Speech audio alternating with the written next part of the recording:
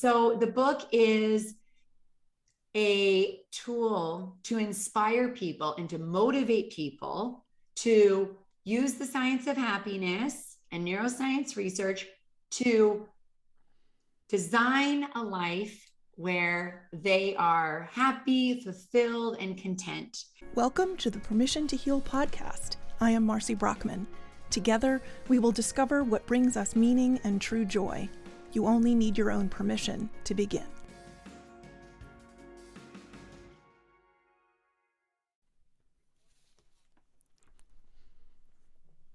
Hello, everyone, and welcome to Permission to Heal. I am Marcy Brockman, and I am happy that you are here.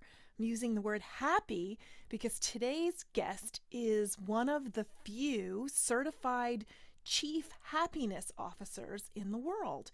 Tia Graham was trained in Denmark and is a certified chief happiness officer. I love this title. She has just written a book called Be a Happy Leader, Stop Feeling Overwhelmed, Thrive Personally, and Achieve Killer Business Results that can be applied to businesses and families and church groups and schools and anywhere where there's a group of people involved. She is an international speaker, an author, a consultant on positive psychology. She's worked with dozens of global companies like Goldman Sachs, Hilton Hotels, and Hewlett-Packard to elevate employee engagement and drive bottom line results. She has a company that she founded called Arrive at Happy, where she combines neuroscience, positive psychology, and motivation, and has an 8-step method that she has created to help grow a culture of happiness in whatever human endeavor you arrive on. She's just really energetic and full of zest and full of life, and really talks about happiness in a very tangible, useful way. So please welcome Tia Graham.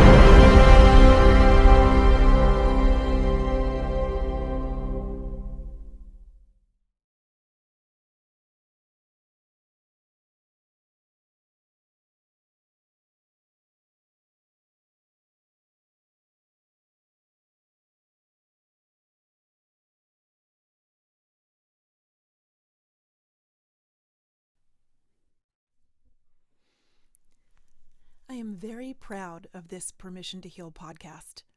I want to thank all of you for listening each week, and I'm so glad that it speaks to you. Creating and producing this podcast brings joy to my life, but honestly, I need your help because I find commercials annoying when I listen to podcasts. I don't have commercials on Permission to Heal, so I am missing out on potential advertising revenue. I pay for the costs of creating, producing, and marketing this podcast out of my own pocket, And I'm happy to do so, except that times are kind of tough right now, and I could use your help. So through Patreon and a Patreon subscription, you can support the Permission to Heal podcast and help ensure that I'm able to make more episodes and share them with the world. There are several subscription levels that come with different perks and swag. If you're able to, and if you are inclined to, I would really, really appreciate your help. Please go to www.patreon.com/permission to heal. Patreon, patreon.com/permission to heal. And it's linked in the show notes, so scroll down, click away. Thank you so much for your consideration. I hope you and your families are well and happy. Hello, Tia. How are you today? I'm good. I'm so happy to be with you. And happy birthday. You just told me it was your birthday. It's so exciting. Thank you. Thank you. How are you going to celebrate today? Well, I actually celebrated over the weekend with my husband and daughters, and we went skiing for a couple of days at the local ski hill, and it was sunny, so that was the birthday gift. Lovely, lovely. And your happy leader book behind you, I see. Yeah. Yes, launches tomorrow, actually, January 18th. Wow. Oh, so this is perfect timing for you. Perfect timing. That's awesome. That's awesome. Be a happy leader. It's a happy book cover, man. Yeah, I wanted people to feel, to feel joyful when they were looking at it. That was definitely intentional. That's great. So tell us about your book. So the book is it's for leaders within organizations, but it's also, you could be a leader within your community, within your church, nonprofit, within your family. I think, I believe we're all leaders. So the book is a tool to inspire people and to motivate people to use the science of happiness and neuroscience research to design a life where they are happy, fulfilled, and content. And in it, it has my 8-step methodology to be a happy leader. The first step is start with you. You can't do anything else without starting with you. Of course. And then there are 7 other steps. Some of them are about leading teams and leading people, and some are business steps as well on how to, the subtitle really is what it is about how to stop feeling overwhelmed. We were talking about that earlier, how to thrive personally and achieve killer business results, and woven throughout our personal stories of, both work and personal trials and tribulations, so people feel connected and also get to know me as part of this story.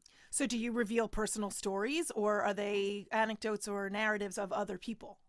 So there's some stories about other people, and then I also included different stories from my life too, and how I came to have this company called Arrive at Happy. And I led teams in the hotel industry for 14 years before becoming an entrepreneur. Cool. So there's some business leadership stories, but so much of the book is about happiness. And so I wanted people to feel connected to my continual journey for happiness, and then lifting others up as well. That's great. I think happiness is such a word that happy and happiness are words that we have been batting around since we were in diapers. How would you actually define happiness? Yeah, yes. And there's so many myths and misconceptions around happy and happiness also. So for me, happiness is a commitment to joy and having meaning and purpose in your life. And it's also accepting the peaks and valleys of life, the highs and the struggles and the challenges. And I always say a happy life is not one void of pain. Everyone has painful emotions and goes through challenges. So that's what happiness is to me. It makes a lot of sense. I am a public high school English teacher, and since really for the last few years, but especially since the whole pandemic started, I am approaching the literature that I teach from a mental health standpoint. And we're taking a look at not only what characters did within the sequence of a conflict and a plot, but why they did the things that they did. You know, she may be the antagonist of the story, but what motivated her to do that? And so in tandem to that, I've been showing a lot of TED Talks about happiness and meaning and gratitude. And while I was reading your bio and doing research on you, it reminded me of two TED Talks. One was by Emily Esfahani Smith, who does a whole thing about meaning. And she says that meaning, life purpose, and the giving and receiving of generosity is what makes happiness. And so rather than focusing just on happiness as the goal, by bringing meaningful experiences and seeking meaningful experiences in community and being generous with others and allowing them to be generous with us is what creates the happiness. Right. Which is very in tandem with the things that you say. Yes. I completely agree with everything you just said. Absolutely. And David Stendhal Rast talks about gratitude as the secret of happiness, and that fits in like a puzzle piece as well. Yeah, absolutely. I mean, sometimes I get asked, what's the trick or what's the quick? And I say, no, there is no trick. There is no quick. This is this, holistic approach. And there are so many pieces to it, right? Just like taking care of our physical immune system. We've all been in this challenging few years. We're just talking about, you can't just do one thing and be healthy. There's so many pieces. Yeah. It's a marathon, not a sprint. Exactly. Right. For our psychology and our emotional well-being. And gratitude is a piece. Absolutely. Giving and compassion and, intellectual well-being where you're learning and growing. There are all these different parts of the puzzle. And yeah, it's a lifelong marathon. Yeah. I remember after my divorce in 2007, I stood I had to move. We sold the marital residence, and I stood in my new house. The kids had gone. It was the first weekend that we were sharing custody, so they had gone to their dads. They were very little at the time. Yeah. And I stood in my new living room with tears in my eyes, and I'm like, now what the fuck do I do? Yeah, of course. Like I have my life, except for the motherhood piece, and I had a very stable career, which I'm still teaching in the same school. So I had two really big things nailed down that I was good at, that I loved, that brought me a lot of meaning and joy and happiness. But there's more to life than working and being a mom. Like, where was the Marcy piece coming from? And I'm like, I cried for hours, and I walked around the bedroom smelling their things. I was like a really pathetic, disgusting mess. No, and you're a totally normal human being. Normal human being, yeah. But then you're doing the same thing. Oh, it's a disaster. But it wasn't a disaster, because I realized at some point that my life was a clean slate, and that in starting over, it was totally up to me, and only up to me, as to how I was going to design or create this life that would bring me the things that I was craving. Yes. And I love that you use the word design. Yeah. And it took me, I have to say, a good decade to figure out exactly where I was going. And there is no destination. Yeah. It's not like, okay, I have the life I want, I'm done, I'm going to, and there probably are plenty of people who get to a point where they're like, okay, the kids are good, the job's good, the house is good, my marriage is good, I have some sort of other group, I'm done. I'm just going to skate through, this is it, this is where my happiness is, and hats off to those people. But I'm a wanderer, I'm a seeker, there's always something else. The goalpost keeps moving for me. Right. But you're exactly right. And I talk about this in the book, Be a Happy Leader, that when you recognize and connect with the journey is the destination, we are sort of programmed to think, oh, get here, do this, have this, achieve this, and external validation, so forth. But, I talk about this a lot of time. I say 99.99% of life is the Monday mornings, is Thursday night, is that's so when you can connect with helping others and, giving in generosity and having meaning and purpose and taking care of your physical body and all of these different parts, that your life circumstances are going to change, but you can have this internal compass that helps you. Yeah. Yeah. And how would you suggest to somebody that they get in touch with that internal compass? If they Yeah. haven't been in tune to listening inward and they're Mhm. just trying to figure this out, what's Mhm. your strategy? What works for you to tune into that? Yes. So I actually talk about this in a book, and thank you for asking. So Sure. what I say to people who ask me that question is to, close your eyes and get quiet Mm-hmm. and connect to a time in your life when you felt really happy. And this is of course personal. For some people, they might have to go all the way back to early childhood. Some people, it might be a different stage. But to connect to that, one, to know that you can be there. And maybe there's some people that say, it never was, right? But Right. I would say even it could be a week, it doesn't have to be like a 3-year period. So connect to a time where you felt content and aligned. And then to get very clear on how you want to feel. A lot of times we focus on, what do you want to do? Who do you want Right. to be? Right. So I'm a big fan of Danielle Laporte and her work of just, how do you want to feel?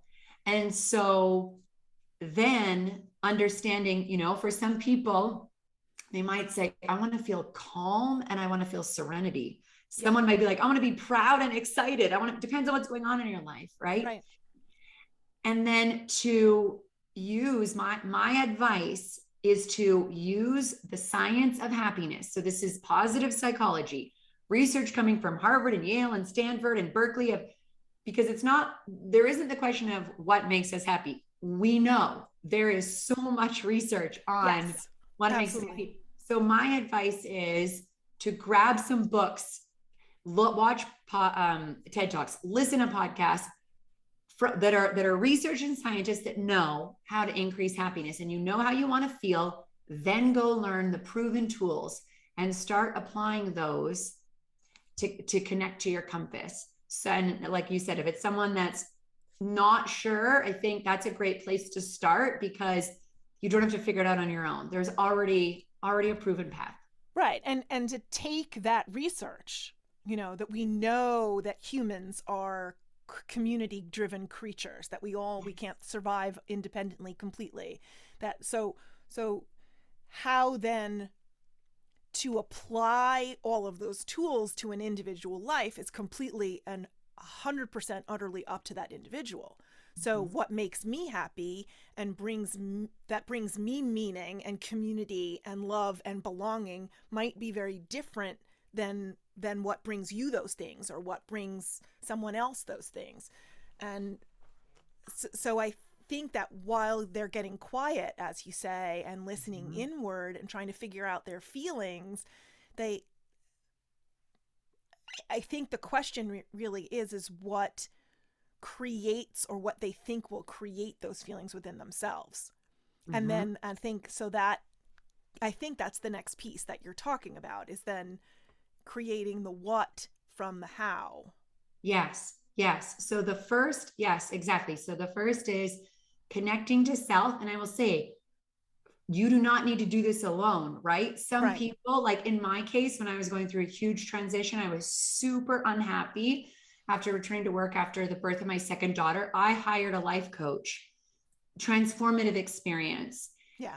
Some people might hire a therapist, some could use friends and family. You don't need to go at it alone. And if you are in a low place, the research shows you do need to be talking to someone, and you do need to also be journaling, right? So Yeah. that's the other step. So the first is choose that you want to work on your own happiness and work on yourself.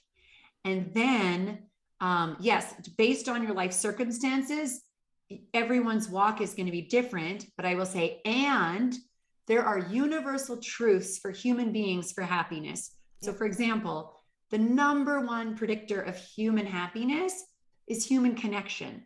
Yes. And that means spending time with people you care about and who care about you. So right there, that would be a place to start of how could I increase my human connection? Another one is, your body. If you are unhappy and you're not sleeping, you're not eating healthy food, you're not meditating, you're not exercising, it's going to be very difficult to feel well in your mind because of the mind-body connection, Absolutely. So that's a piece I was missing for a very long time.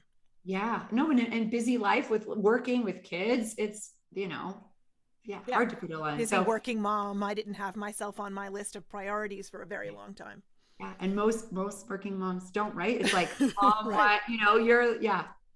By the yeah. time I get to myself, it's 11 o'clock at night. I get up at 5 a.m., so I'm dead, Yeah. Like, great, I get 5 minutes. Woo! Yay! What am I going to do with that? Yeah. It's nuts. It's nuts.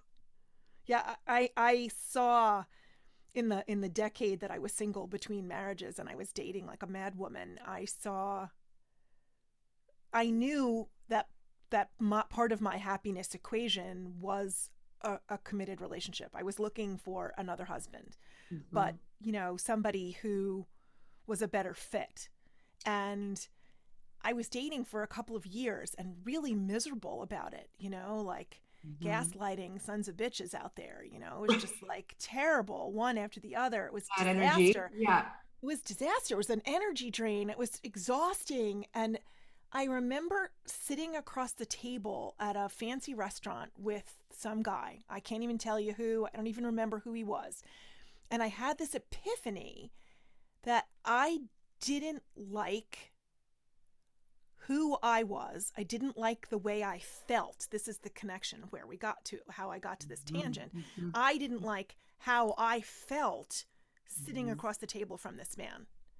And although it was not a match, because I obviously don't know who he is, it was a very pivotal moment because it was the first time, and I was in my mid 40s, it was the first time that I actually realized that it was more important for me to like myself and to like the way I felt in that moment with that other person than it was whether they liked me at all, whether I even liked them. None of that mattered. What mattered is how I felt here and how authentic I felt comfortable or vulnerable I felt comfortable being. And I've used that same lesson, that epiphany I've then applied to every other part of my life. Does this make me feel happy? Yeah, that's the compass. Right. Do I feel joy doing this? Do I feel like it brings my life meaning when I do this? Do I like who I am? Do I respect who I am? Am I hiding anything that's really about my true self because I'm afraid or to be too vulnerable? And if I ask all of these questions and the answer is no to any of them, I don't do the thing, whatever it is. Date the guy, take the job, do the gig, whatever. Yeah. Oh my gosh, what you said is so valuable. And this is a lifelong journey too. Yeah. I remember learning that from, because I studied with the happiness professor, Dr. Tal Ben-Shahar, who taught at Harvard University. And he said, every relationship you have stems with the relationship you have with yourself, right? Which of course, and I would say, and as a parent, I continuously learn that in order to be the best parent I can be, I need to continually fall more in love with myself, give myself more love, compassion, grace and care, that whenever there's challenges in relationships, it's really an indicator and a sign of, and look inward. Right. Look inward, because it's sort of a mirror of what's going on out there is kind of a mirror of what's going on in here. Right. You can't be relentlessly compassionate and non-judgmental with your children if you can't be that way with yourself. Yeah. You're not teaching them how to be that way for themselves if they're looking at you and you're not doing it. Right. Exactly. Yes. Yeah. And the emotion piece of when you were saying of just like, how you were feeling is this reframe. I always talk about this reframe is never say negative emotions, because just by saying negative emotions or negative feelings, you think that they're bad or they're bad for you. And this reframe of they're difficult or they're painful, and they're really, all the emotions are it's information, right? Your feelings are talking to you. They're telling you something's going on if you're full of anger, or something's going on if you're full of guilt or discomfort, whatever it is. Instead of turning away, to actually turn in, and that's the tricky part, but then get silent and sit with those too, and understand what's going on.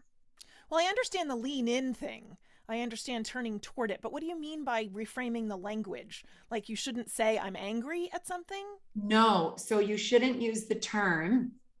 This is my opinion. My Okay. opinion is Well, you that's what shouldn't we're here to say, hear.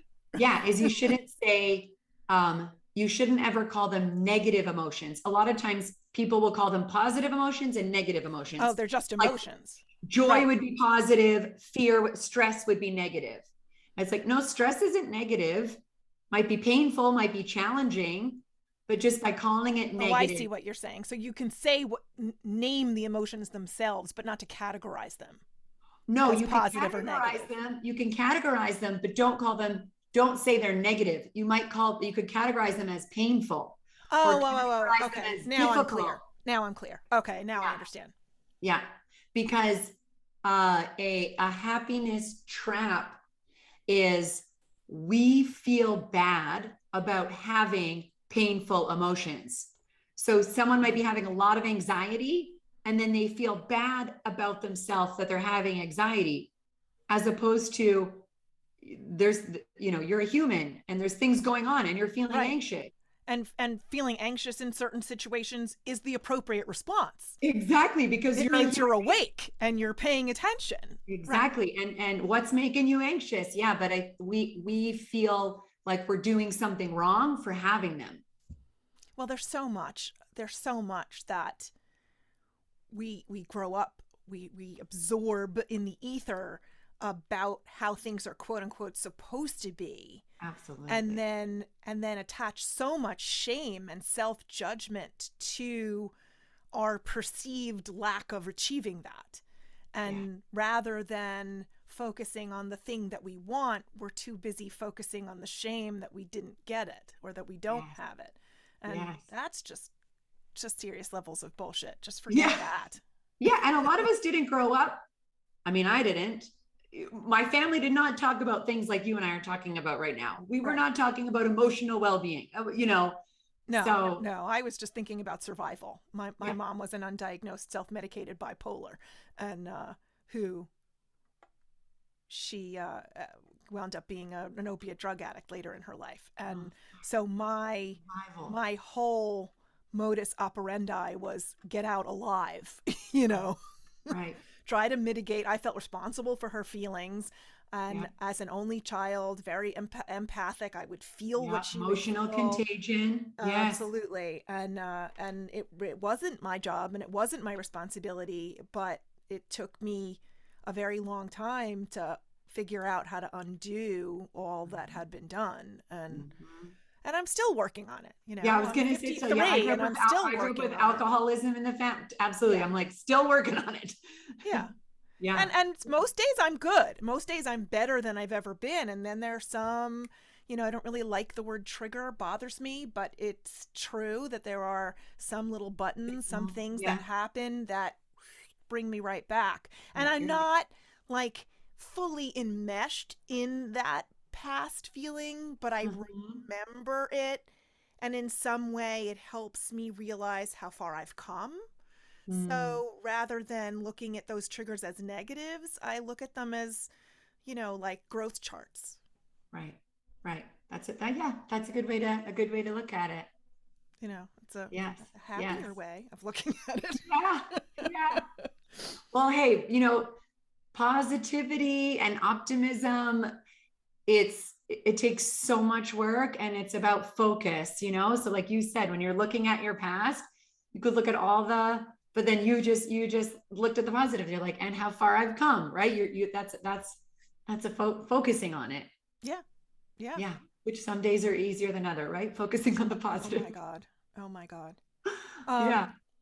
somewhere, I don't know whether it was your, I don't know where I heard it or read it, but you said something that I would like to ask about. You said that Mm. friendships at work are very important. Yes. Can you explain that? Why is Yes. that? Yes. So this is from my own personal experience working in companies for many years, and now I work with companies, Mm-hmm. as well as the research for happiness at work. So I'm a certified chief happiness officer for I love that happiness at title, work. by the way. Oh my Thank you. It's a God. good That's title. I know awesome. it's a good title. Thank you. And Did you so coin that or is that actually a thing? no, I went to Denmark and got certified. Yeah, there's about maybe 150 of us around the world. It It's figures growing. that Denmark's the place where Oh, that Denmark is super happy. Finland, Norway, Scandinavia. Yeah, they come out the top in the World Happiness Report every year. yeah. Um, so friendship at work, and this is also supported by Gallup's research that shows that when people in an organization, when people in a team authentically feel like they have friends at work or even a friend at work, they're going to be more productive, more motivated, more engaged, more connected. You'll have less turnover. You'll have less conflict within the teams, and so on. So there's all these benefits. But there's all the research side. But for me, I led sales and marketing teams in hotels, and we would work really hard. We would be together You a were together lot. a lot. Yeah. Exactly. Like you're in this hotel trying to fill this hotel with business, and in meetings, doing different things together, that the friendships are what made the work more fun. So I don't know. Part of me is like, it's just the right thing to do. You got a group of humans together. You don't want Sure. everyone individual. And of course, it's not about extroverted, introverted people. The friendships can be as they work for individuals, but there's research that supports it helps the company even in terms of direct connection to how profitable a company is. Right. It also just makes work more fun and enjoyable. I feel deeply what you're saying is very true. I worked for a bunch of companies and before I became a teacher, and I really wasn't friends with anyone I worked with. I mean, I was sort of friendly enough to Right. work with them, but and I wasn't happy in any of those jobs. I mean, I didn't like what I was doing either, so but it Right. went hand in hand. Yeah. But I find that my teacher friends in my department and in my school building are immeasurably helpful in mitigating the stress Yes. of being in a classroom, especially during the pandemic. And it's really Yes. brought us all together much more closely. It's sort of unified or knitted more closely our friendships Mm-hmm.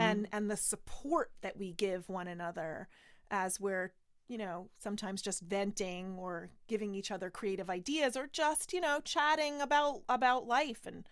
whatever. And it's for the first time in a long time, a bunch of us have gotten together outside of school to just hang out. And it really cements the closeness and the Yeah, you get to know intimacy each of the other friendship. personally. Yeah, Yeah.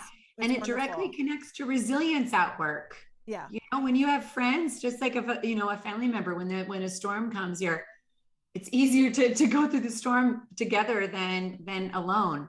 yeah, Yeah. absolutely. Yeah. So I would even now, it depends on the team. Obviously, this was pre-pandemic, but I used to have, my team maybe was 20 people or so in Los Angeles, my last leadership job. And I would have them over to my apartment. I had a terrace and we would, barbecue, hang out, not every Nice. single week by any means, but Right. not talk about work, but just get to know each other. And, I talk about this in the book. I say, of course, work isn't, it's not your family. It's never going to replace your family. But ideally, as a leader, you want people to stay. You don't want them to leave every 6 months, which everyone's talking about, the great resignation.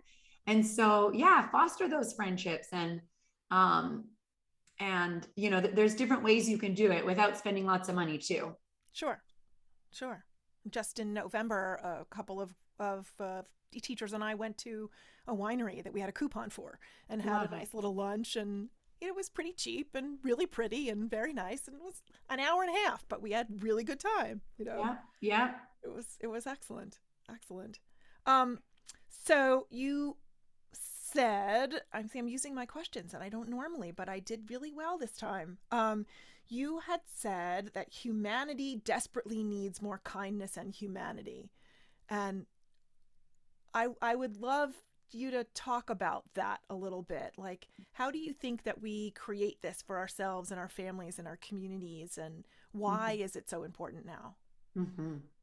So I don't know. Have you watched the documentary, The Social Dilemma, the Yes, Netflix yes, yes. documentary? Okay, Gave me so this is the chills. Oh my God.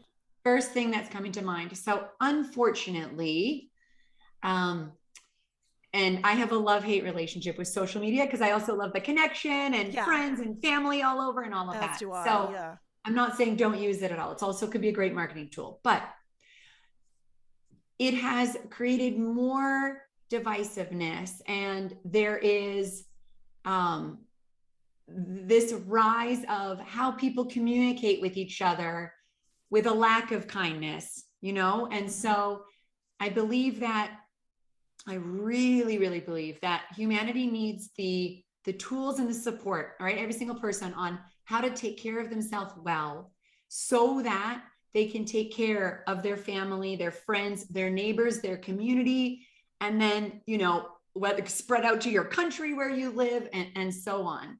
And we need this example for our kids. Yeah. So much we need this example for our kids.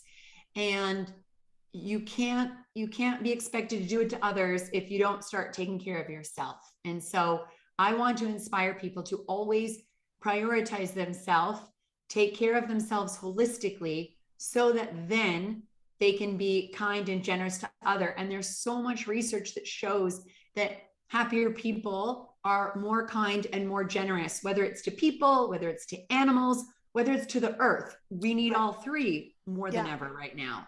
absolutely. And so that is part of my part of my call and part of my message, with this book and the work that I do. So the book comes out tomorrow, you said, Yes. and we can buy it anywhere. We'd buy books online. Yeah, you could buy anywhere online. Yes, exactly. Amazon, Barnes and Nobles. If you like to support local bookstores, it's on Nice. bookshop.org. And there's paperback, ebook, and I also recorded the audiobook too. So I know a lot of people like Oh, to wasn't listen to that books. fun? I recorded the audiobook for mine too. It was Yeah. a lot of work, but fun. I Yes. enjoyed that process quite a Yes. A bit. whole new way of experiencing. I thought, even Yeah. as the author, it felt new. Yeah, absolutely. And Yeah. it really was the precursor, or the stepping stone to creating the podcast, Oh, because that's not awesome. only because it caused me to have to buy the equipment, you know, and to learn how to manage the audio files in GarageBand and so on. Right. And so when I had this epiphany, um, I had this guy who was an adjunct professor at a local college pop in to do a talk in my class virtually, and he was talking about the art of the podcast. Chuck Garcia was just a few episodes ago, and I just interviewed him this season too, like 2 weeks ago, and he was the impetus. I'm fully believe that the universe brought him and his presentation for me, because my students couldn't have been less interested. And I thought they would eat it up, but they were not interested at all. And I was like, whoa, epiphany, like lightning in my brain. I know how to do all of these things. I have all of these pieces. So yeah, the audiobook Really was cool. was really pivotal. Yeah. Really pivotal. Yeah. That's yeah, that's great. So yeah, so That's cool. yeah, it comes out, and then also I have three bonuses that come with it. So for everyone listening, I created a workbook and a mini course. It's an hour course, nine like 5-minute videos or so. And then Okay. there's also a resource kit with books that I love and TED Talks that I love, that go with it. So when people buy the book, they can go to happyleaderbook.com and then grab all three bonuses.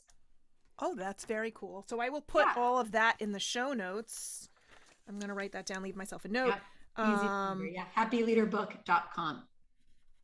So if you're not driving while you're listening to this podcast, you can scroll down and all the Yeah. links to the book and the happyleaderbook.com and all of her socials will all be in the show notes. If you're driving, please wait till you pull over. Yeah, please Um, don't text or write to yourself right now. no, no. That's nuts. You talk about a broad perspective. Mhm. Can you explain what that is and Yes, why yes. and what you're trying to explain to us? Yes, yes. So one of my steps in the 8-step methodology is really about zooming out. And in the book, I talk a lot about this perspective in an organization while you're working, but this can absolutely be applied to life in general, whether family or other pieces. So what this is about understanding that what you see and what you experience is not reality. It's only your tiny slice of reality, right? Who knows? Your Only, perception of the tiny little God or piece. higher power, whatever you want to say. There might be someone out there that could see everything. It's not you. It's not me. We just, based That's on our true. experiences, based on everything, that's what we see. So to be successful as a leader within an organization, I challenge and teach people to zoom out and look at the organization as a whole holistically. So maybe for me, I was a led sales and marketing in the hotel, right? But I walked in each day acting and thinking as if, imagine if I owned this hotel. I never did, right? That's Right. way wealthier people than me. But to Right. have the perspective, and then that way you can see the organization from the perspective of your boss, of your peers, Right. of all of these different. And so it really truly Looking helps. at all of the components as a larger whole. Exactly. And it helps cement stronger relationships with your peers and colleagues, because you're not just like, well, this is what, this is my department, or this is what I see. And to consistently be checking in with yourself also on, what way am I viewing this? What if I stopped, paused, and stepped back? How would that help? And so in that step in the book, I give people practical ways on exactly how to do this and how I did it. Sounds very helpful Yeah. in achieving um, understanding and relational happiness. Yes. And I also talk about this mindset of having conscious curiosity. And this is huge. Yeah. That when we approach work, life, in this case, right? When you approach work with conscious curiosity, that your ego gets aside. It's not about right or wrong or who gets the accolades, and especially when there's disagreements, when there's different perspectives in work, that instead of starting out with like, no, we shouldn't do that, that's not a good idea, as looking at it and saying to the colleague or to the person, tell me more about that. How come you're so passionate about that project, even when your mind's going, dumbest idea ever, right? Right. But have this conscious curiosity of, I'm going to be curious about everything, and I'm not going to shut things down before I'm open. Makes sense. Makes Yeah. sense. I see that happen a lot in various organizations where there are some people who just, for whatever reason, are very negative about everything new and every change, Yes. and immediately shut down. And they're like, Office that's just ideas. bullshit. That's stupid. I don't understand why we have to do it that way. The way we were doing it is fine. Right. And whether or not the new idea is better or worse, it doesn't matter because they're not open to it. Right. And it just breeds more negativity and, Yes. and dark energy in the room. I Yeah. don't know how to describe that any other way, but No, it's dark energy. And you make me think of Carol Dweck's work. She has amazing Yes. books and podcasts about growth mindset. Yeah, growth mindset. What Yeah, if? absolutely. What if? As opposed to being closed. Yeah. And just that switch also connects to friendships at work. Yeah. Because if you're open to other people, the boomerang's gonna come right back, and people will be open to you. So Exactly. yeah. What if changed my life? Yeah. There's a scene in the movie, I don't know if you've seen it, Letters to Juliet, No, I probably haven't. 10, 15 years ago. And it was a I can't even think of any of the cast members, although I can see it and see them all see all their faces.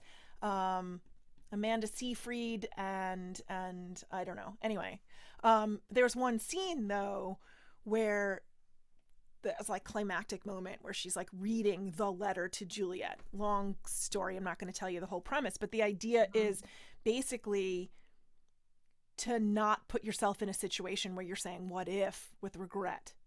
You know, what if I had done that and I didn't do it and now I'm stuck without ever knowing.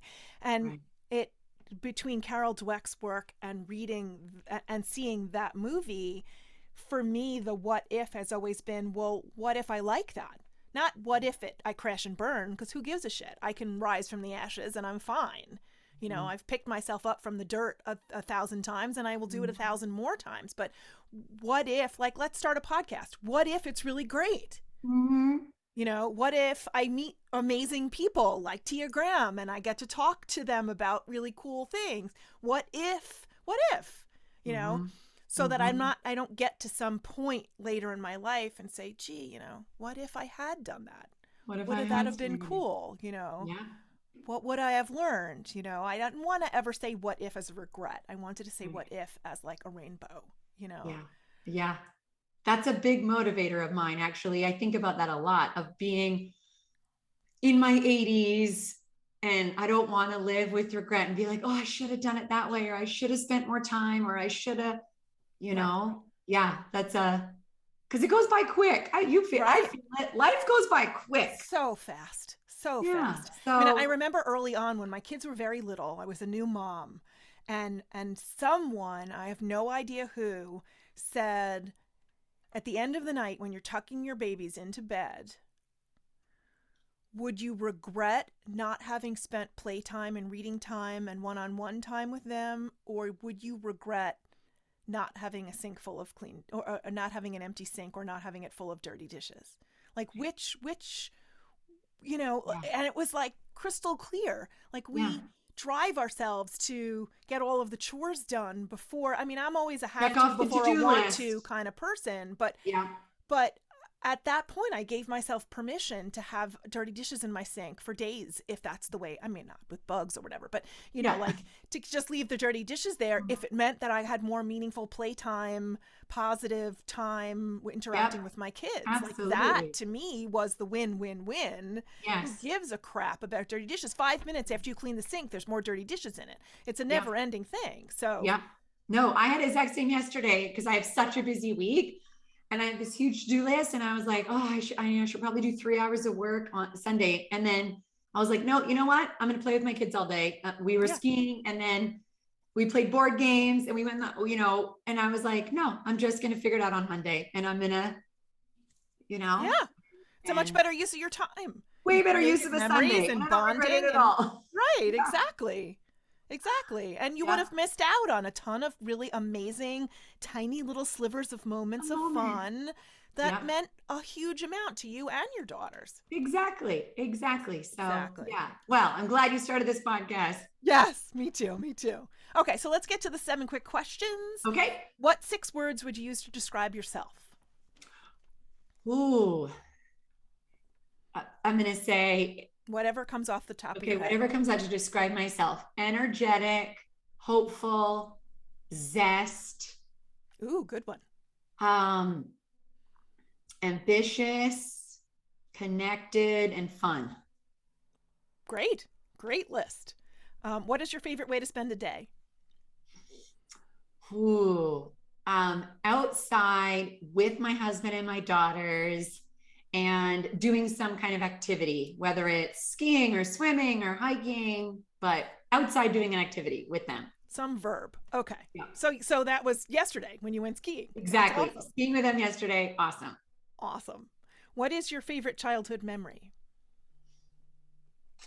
Ooh, good one. So my favorite childhood memory, it's not an exact day, but what comes to mind is my grandparents had the summer house on a lake here in Canada.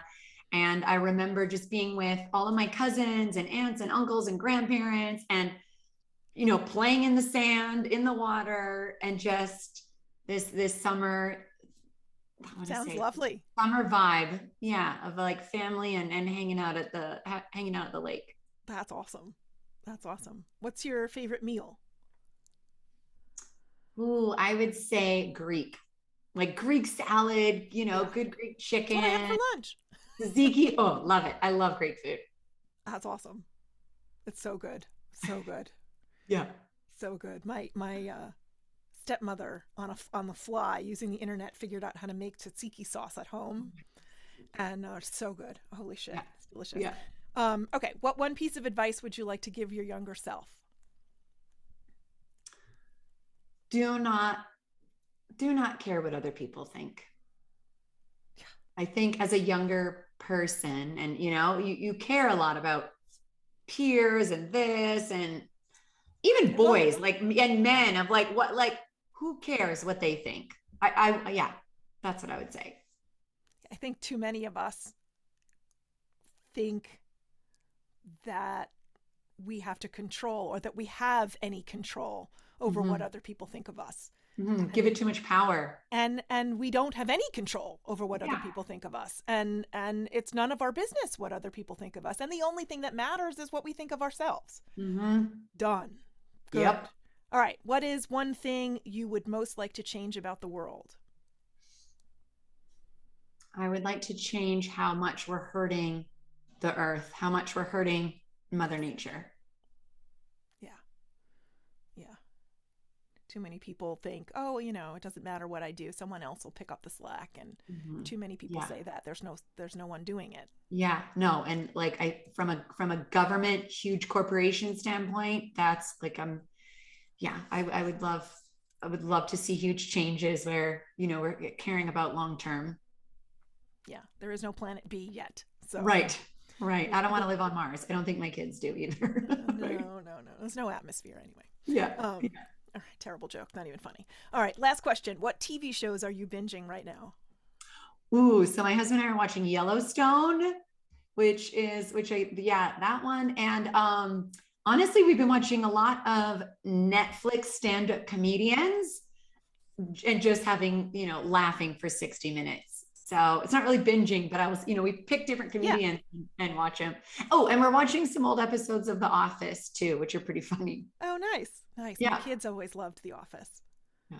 That's cool. Yeah, Yellowstone, I just wrote that down. I'll take a look. We're always looking for something new. Yeah.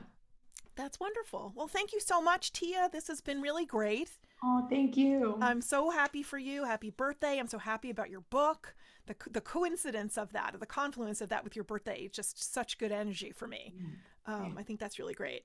And so all the links to find Tia and her book, happyleaderbook.com, Be a Happy Leader, will all be in the show notes. So please scroll down, all of her socials. And this has been such a great episode. Thank you for I know. I feel like we part can of hang out for a few more hours. This is awesome. We'll have to do it again. Absolutely, absolutely. I would love that. That'd be great. Oh, thank you for having me. My pleasure. Thank you for being here.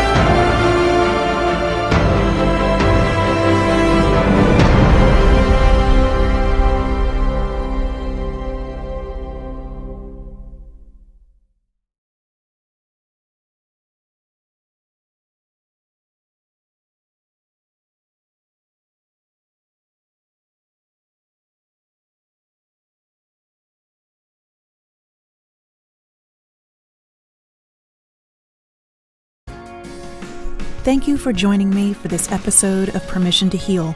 I hope you found it moving and inspirational. Please remember, you don't need anyone else's permission to trust and follow your heart. You have the power within you.